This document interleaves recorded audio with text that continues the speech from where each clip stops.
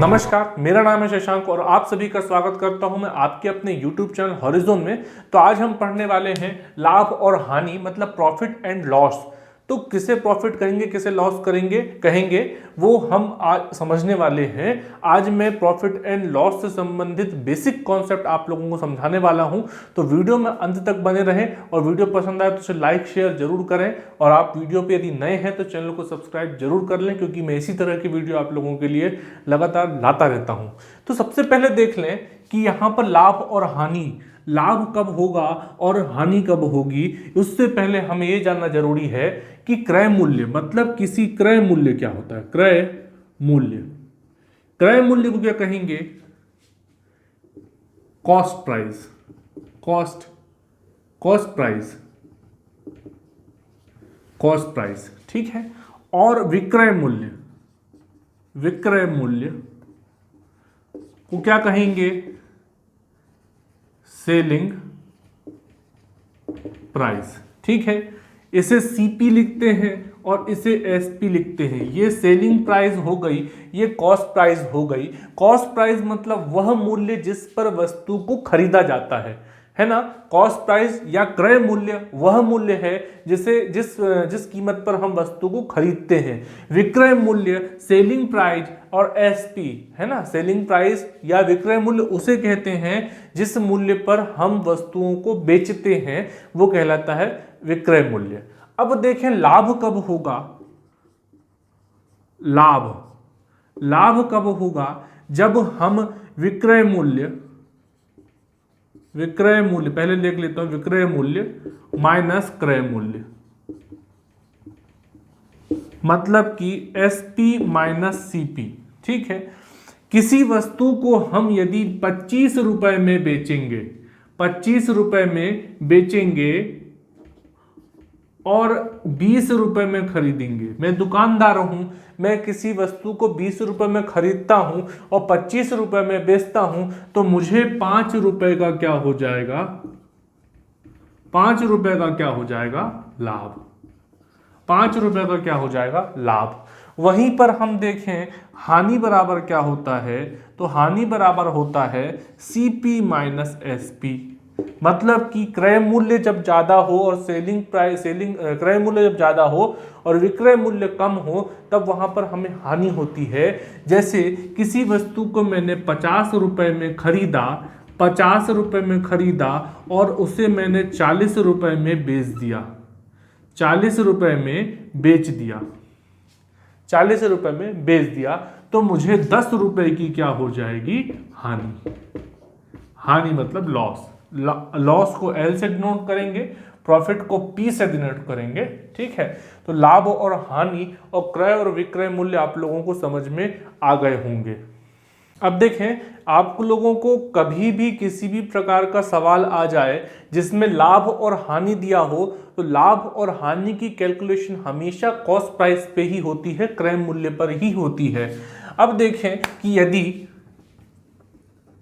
यदि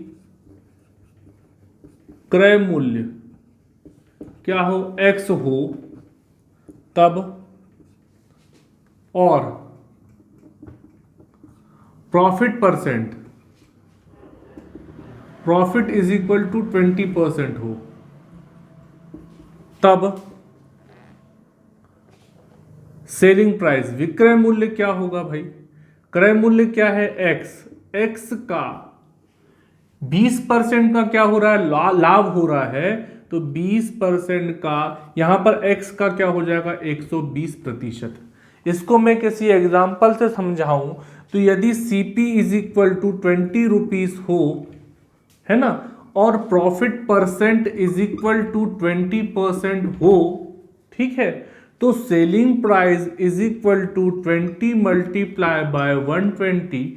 100 नीचे, परसेंट का जो 100 है वो नीचे जाएगा, और यहां पर क्रॉस कर लें तो 12 दूनी कितना आ गया? 24।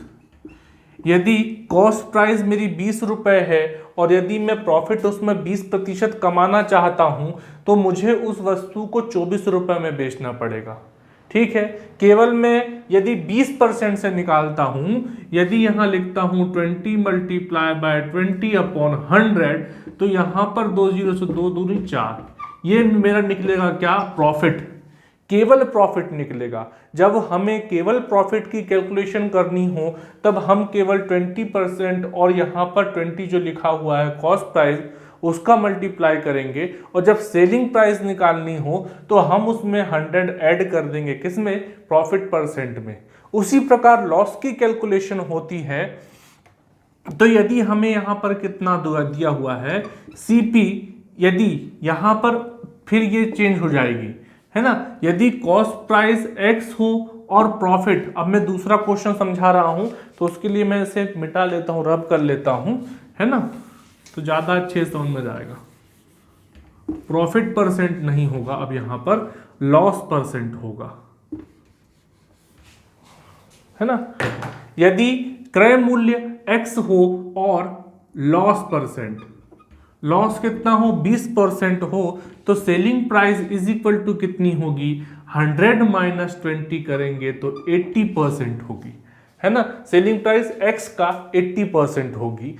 यदि वहीं पर मैं फिर से देखूं, यदि कोई वस्तु, है ना, CP इज इक्वल टू उस वस्तु का 50 रुपीज है और यहां पर जो लॉस परसेंट हो रहा है, लॉस हो रहा है वो 20% हो रहा है, तो हमें जब सेलिंग प्राइस निकालनी पड़ेगी तो cost price multiply by 100 minus 20, 100 minus 20 तो इज इक्वल टू 80% का 100 नीचे, और दोनों जीरो से ये दोनों जीरो कैंसल, तो 5 8 जा होता है 40। तो क्या हो जाएगी, यदि मैं किसी वस्तु को 50 रुपए में खरीद कर उसे 40 रुपए में बेच देता हूं तो मुझे लॉस कितना होगा, 20% का होगा। और यदि सिर्फ मुझे लॉस फाइंड करने के लिए कहा गया है तो मैं क्या करूंगा, cost price multiply by loss, multiply by loss upon 100। ये डबल जीरो से डबल जीरो मैंने काटा, 5 2 10, 10 रुपीज का 10 रुपए का मुझे क्या होगा, लॉस होगा, 10 रुपए की मुझे क्या होगी, हानि होगी। तो मैंने आप लोगों को अभी तक बता दिया कि क्रय मूल्य किसे कहते हैं, विक्रय मूल्य किसे कहते हैं, लाभ कब होता है, हानि कब होती है, और उसे कैलकुलेट कैसे करते हैं। जबकि हमारे पास लाभ का प्रतिशत और क्रय मूल्य दिया हो, लाभ का प्रतिशत या हानि का प्रतिशत दिया हुआ हो और क्रय मूल्य दिया हुआ हो, तो हमें सेलिंग प्राइस कैसे निकालनी है ये मैंने आप लोगों को बता दिया है। अभी हमने पहले देखा कि जब हमें कॉस्ट प्राइस गिवन हो तो सेलिंग प्राइस कैसे फाइंड करेंगे। अब हमारे पास यदि सेलिंग प्राइस गिवन हो, सेलिंग प्राइस यदि x हो और profit percent is equal to मान लो 20 दिया हो, प्रॉफिट इज इक्वल टू 20% दिया हो, 20% दिया हो, तब CP इज इक्वल टू क्या होगा, CP is equal to cost price is equal to क्या होगा, तो cost price is equal to हो जाएगा सेलिंग प्राइस मल्टीप्लाई बाय किसके हो जाएगी, मल्टीप्लाई बाय 100 अपॉन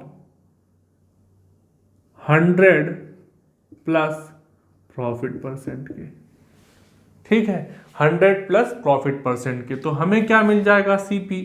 यदि सेलिंग प्राइस क्या हो, SP इज इक्वल टू 100 हो और profit percent is equal to 20% हो, तब selling price CP cost price is equal to हो जाएगी 100 multiply by 100 upon 100 plus 20 is equal to, मैं डायरेक्ट 120 लिख देता हूं, ठीक है ना। तो ये क्या होगा, ये जीरो से ये वाला जीरो कैंसिल होगा, 4 3 12 और 4 25 20, है ना, तो 25 10 250 अपॉन 3, 250 अपॉन 3, तो लगभग इसकी वैल्यू आ जाएगी 3 8 24 बचा 1 और 0 3 3 9, और फिर यहाँ पर 3 3 9 वाला 83.33 इसकी क्या आ जाएगी, कॉस्ट प्राइस आ जाएगी, है ना। तो कॉस्ट प्राइस 83.33, सेलिंग प्राइस इसकी 100 रुपीज और हमारा प्रॉफिट परसेंटेज है 20%, ठीक है। अब यहीं पर थोड़ा सा उल्टा कर लेते हैं कि यदि हमारे पास सेलिंग प्राइस x है और प्रॉफिट परसेंट ना बोल करके हम इसे लॉस परसेंट लिख दें, तो यहाँ पे प्लस की जगह क्या हो जाएगा, माइनस हो जाएगा, माइनस हो जाएगा लॉस परसेंट, लॉस परसेंट, है ना। तो इसे क्या लिख सकते हैं हम, SP multiply by 100 upon 100 minus loss, मतलब कि 20 इज इक्वल टू 80। मैंने वहां आपको लिख करके नहीं बताया था प्रॉफिट जब गिवन था, तो हम इसे एग्जाम्पल के जरिए समझ लेते हैं। यदि 100 रुपये इसका क्या है, SP है, और loss percent is equal to कितना है, 20% है, तो CP इज इक्वल टू हो जाएगा, SP की वैल्यू 100 है, ऊपर कितना है 100 है, और यहाँ पर 100 माइनस लॉस परसेंट होगा तो 80 हो जाएगा। तो इसे जब काटेंगे तो 0 से ये वाला 0 कैंसल, 4 2 ज़ा 8 और 4 5 ज़ा 425 ज़ा 100, 2 1 ज़ा 2 और 2 5 ज़ा 10, तो 25 5 ज़ा कितना 125, कितना 125। मतलब कॉस्ट प्राइस मतलब खरीदने की कीमत 125, बेचने की कीमत 100, तब 20% का क्या होगा, हानि होगी। 20% की क्या होगी, हानि। जब हम ज़्यादा में किसी चीज़ को खरीदते हैं और कम में बेचते हैं तो हमें क्या होता है, लॉस होता है, मतलब कि हानि होती है। अब चलिए आगे देखते हैं कि जब हमें प्रॉफिट परसेंट निकालने को कहा जाए तो कैसे करेंगे। तो जितने भी रुपए का हमें प्रॉफिट हुआ है बटे करेंगे कॉस्ट प्राइस गुणित कर देंगे 100। एक एग्जांपल के लिए समझते हैं, यदि कॉस्ट प्राइस हमें कितनी दी हुई है, 80 रुपीस दी हुई है, और प्रॉफिट कितने का हो रहा है, 20 रुपीस का हो रहा है, तब हम क्या करेंगे प्रॉफिट परसेंट के लिए, तो वैल्यू पुट करते हैं। प्रॉफिट हुआ हमें कितने का, 20 रुपए का, कॉस्ट प्राइस कितनी है 80 है, मल्टीप्लाई बाय क्या कर दो 100, 0 से ये 0 कैंसिल हो गया, 2 4 ज़ा 8 और 2 5 ज़ा 10, 4 1 ज़ा 4, 4 5 ज़ा 20, तो 5 5 ज़ा यहाँ पे 25, तो 25% का हमें क्या हो गया, लाभ हो गया, है ना। उसी प्रकार हानि भी निकालते हैं, तो यहाँ पर loss percent is equal to loss जितने का हुआ उतने बटे कर दो CP का गुणित कर दो 100, ठीक है, गुणा कर दो कितने का, 100 का, है ना। तो आगे देखें, यदि कोई वस्तु का cost price is equal to कितना हो, 120 हो, और लॉस कितना हो रहा हो, 30 रुपीस का हो रहा हो, तब क्या होगा। 30 को हम 40 लिख देते हैं, चलो 40 का हो रहा हो, लॉस कितने का हो रहा हो, 40 का हो रहा हो, तब क्या करेंगे, loss percent is equal to, यहां लिखा है लॉस कितने का, 40 रुपीस का, यहाँ पर कॉस्ट प्राइस कितनी 120, मल्टीप्लाई बाय 100, 10 से 10 कैंसल, 4 3 ज़ा 12, 4 10 ज़ा 40, है ना। तब क्या हो जाएगा यहाँ पर 10 10 ज़ा 100 अपॉन 3, 10 10 ज़ा 100 अपॉन 3, है ना। तो यहाँ पे 33.33% की हानि होगी। आपको समझ में आ गया होगा प्रॉफिट परसेंट और लॉस परसेंटेज कैसे निकालते हैं। देख लेते हैं अगला फॉर्मूला या अगली ट्रिक है। ये ट्रिक है एक्चुअली, किसी के पास मान लीजिए 2 साइकिल हैं, है ना, और वो प्रत्येक साइकिल को कितने में बेच रहा है, 1000 रुपए में बेच रहा है ना। प्रत्येक साइकिल को वो 1000 रुपए, 2 साइकिल है, प्रत्येक साइकिल को पर साइकिल में बेच रहा है। ये क्या है, उसकी SP है। अब एक साइकिल पर उसे कितना हो रहा है, 10% का, 10 नहीं, इसको कर लेते हैं 15%, ठीक है, 15% का हो रहा है क्या, प्रॉफिट। और दूसरी साइकिल पर क्या हो रहा है, 15% की उसको क्या हो रही है, हानि, मतलब कि लॉस, ठीक है। इस प्रकार का सवाल आप लोगों के पास आए तो आप क्या करें, जो उभयनिष्ठ है, कॉमन जो लाभ और हानि है उसको लिखें ऊपर, नीचे लिखें क्या 10 और उसका कर दें क्या स्क्वायर, ठीक है। तो 15/10 मतलब हो जाएगा 1.5, और 1.5 का जब आप स्क्वायर करेंगे तो आएगा 2.25, ठीक है, 2.25 की उसको क्या होगी, हानि। इस प्रकार के क्वेश्चन में हमेशा जो बेचने वाला है उसको हानि ही होती है। किसी भी प्रकार का सवाल हो, कोई भी लिख दे यहाँ पर, यदि 5% के लॉस हो रहा है, 5% की उसको प्रॉफिट हो रहा है, तो आप क्या करेंगे, यहाँ पर 5 लिखेंगे ऊपर, नीचे लिखेंगे 10 का कर लेंगे स्क्वायर। ठीक है, तो ये आएगा 0.5 का स्क्वायर होगा कितना, 0.25 की उसको क्या होगी, हानि होगी। क्या होगी, हानि होगी। इस प्रकार के क्वेश्चनों में हमेशा हानि ही होती है। अच्छा, एक और चीज देख लें, डिस्काउंट। डिस्काउंट मतलब कि होता है बट्टा। बट्टा उसको क्या बोलते हैं, डिस्काउंट बोलते हैं। डिस्काउंट हमेशा अंकित मूल्य पर लगता है, अंकित मूल्य पर, मतलब कि एमआरपी पर, है ना। जो भी एमआरपी लिखी होगी उस पे ही क्या लगेगा, बट्टा लगेगा या डिस्काउंट लगेगा, है ना। किसी भी चीज को, जैसे मैंने कहा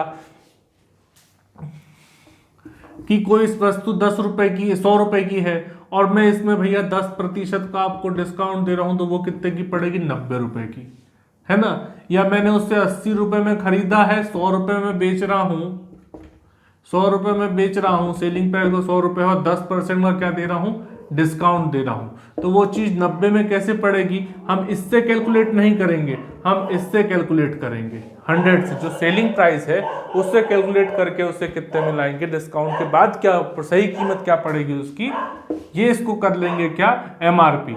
ये एमआरपी कितनी डाली मैंने, उसकी एमआरपी डाली 100, तो उसकी सीपी सेलिंग प्राइस क्या हो जाएगी, 90 रुपए। सेलिंग प्राइस क्या हो जाएगी, 90 रुपए।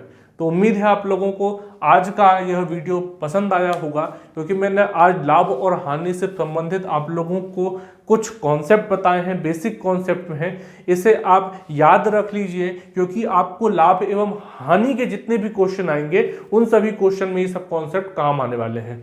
बाद में कोई और सवाल में कोई और कॉन्सेप्ट आता है तो मैं सवालों के साथ उसे बताते हुए चलूंगा। जितने अभी बेसिक कॉन्सेप्ट थे मैंने सारे बता दिए हैं। तो उम्मीद है आप लोगों को वीडियो पसंद आया होगा। वीडियो पसंद आया है तो वीडियो को लाइक करें, शेयर करें, और सवाल से संबंधित या कॉन्सेप्ट से संबंधित कोई भी समस्या हो तो उसे वीडियो में कमेंट में जरूर लिखें। मेरे इस प्रकार के वीडियो को देखने के लिए चैनल को सब्सक्राइब करें और बेल आइकन को प्रेस करना ना भूलें। Thank you so much.